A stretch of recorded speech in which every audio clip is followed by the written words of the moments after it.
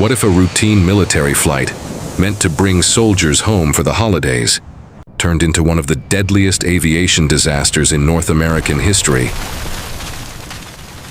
On December 12, 1985, Aero Air Flight 1285, a chartered DC-8 carrying 248 members of the U.S. Army's 101st Airborne Division and 8 crew members, prepared for the final leg of its journey.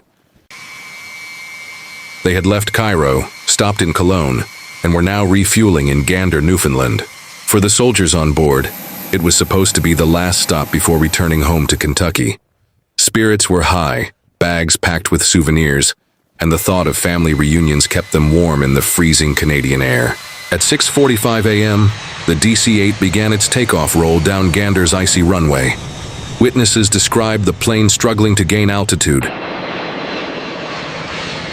climbing sluggishly before dipping violently.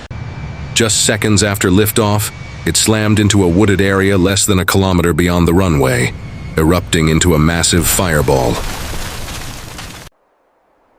Every soul on board, 256 lives, was lost. What followed was one of the most controversial investigations in aviation history.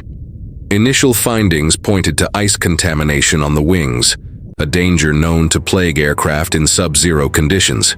Yet, conflicting reports suggested possible engine failure, or even the weight of excess cargo.